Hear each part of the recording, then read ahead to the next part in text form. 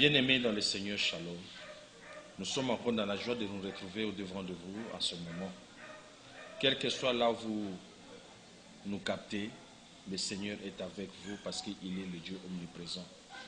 Aujourd'hui, c'est la Pâque. La Bible nous dit dans Corinthiens, Jésus-Christ est notre Pâque.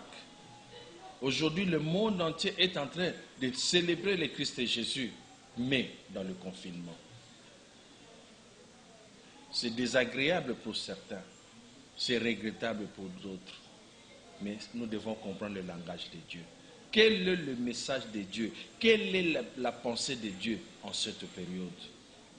Si nous devons lire la Bible dans Exode au chapitre 12 du 1er verset au 11e verset, on nous parle comment les enfants d'Israël devaient rester chez soi.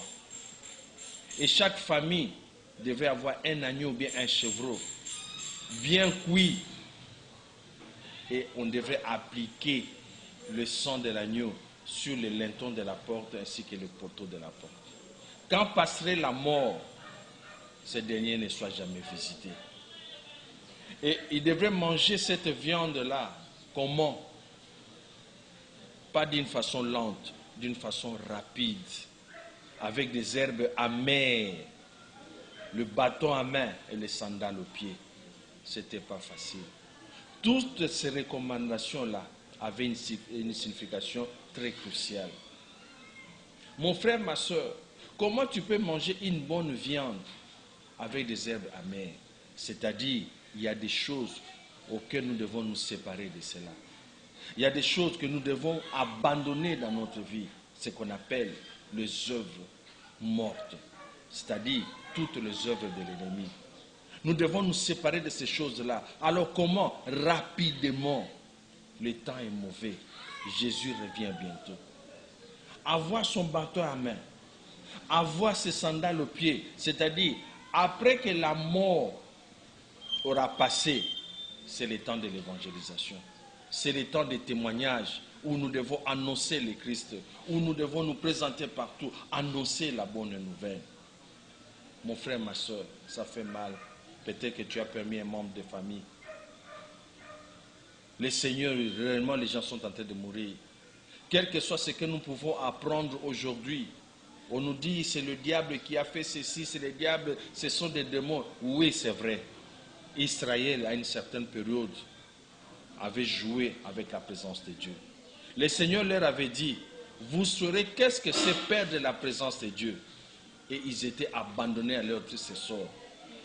Israël était devenu victime de ses ennemis. Et aujourd'hui, nous avions abandonné le Seigneur par nos façons de faire, par nos façons de se comporter, par des choses qu'on était en train de faire qui n'avaient pas plu à Dieu. Mon frère est arrivé où nous devons reconsidérer le Seigneur. Nous devons le placer à sa place. Jésus-Christ est notre Pâque. La Pâque signifie le passage. C'est-à-dire, nous devons quitter de telle étape à telle autre étape. Nous devons quitter tel caractère mauvais à un autre caractère bon. Nous devons abandonner des pensées négatives pour des pensées propres et pieuses. Nous devons abandonner telle chose à telle autre chose. C'est le passage. Le passage doit entrer dans ta vie, dans ta famille, dans tout ce que tu fais, de la pauvreté à la richesse, du ténèbre à la lumière, de l'incompréhension à la compréhension. L'heure est arrivée où nous devons revoir les choses clairement. Bientôt, le Covid-19 va s'arrêter. Mais nous, qu'allons-nous faire? Nous devons déjà avoir nos sandales aux pieds. Nous devons déjà avoir notre bâton à main. Juste après, nous allons témoigner de la grandeur de notre Christ. Mais je me rappelle, si nous lisons les Écritures, Jésus a institué la scène, c'est-à-dire la Sainte Seine. Dans Jean chapitre 6, il nous dit ceci. Celui qui mangera de ce pain, il a parlé de ce pain, c'est-à-dire ce qui est dans ce pain-là. Celui qui boira ce vin, il a même parlé de la vie éternelle. Peut-être que toi tu ne considères pas la Sainte Seine, mais j'aimerais te dire, la Sainte Seine renferme beaucoup de choses agréables. La Sainte Seine, c'est la bonne chose. Il dit, vous ferez cela en mémoire de moi. En mémoire de lui comment? La Bible nous dit, beaucoup sont devenus infirmes parce qu'ils les avaient pris indignement. Indignement comment? C'est-à-dire, ils n'ont pas... Avant de prendre cela, il faut comprendre qu'est-ce que Christ a fait. Qu'est-ce qu'il a accompli? Qu'est-ce qu'il est? Si tu comprends ces choses, mon frère, toi qui me suis, quel que soit ton état, que tu sois malade ou pas, que tu sois infirme ou pas, le fait seulement de prendre de ce pain-là, de manger de ce pain, de boire ce vin-là, je te dis, le miracle va t'accompagner. La libération va t'accompagner. La guérison va t'accompagner. La lumière de Dieu va inonder ta maison, va inonder ta vie.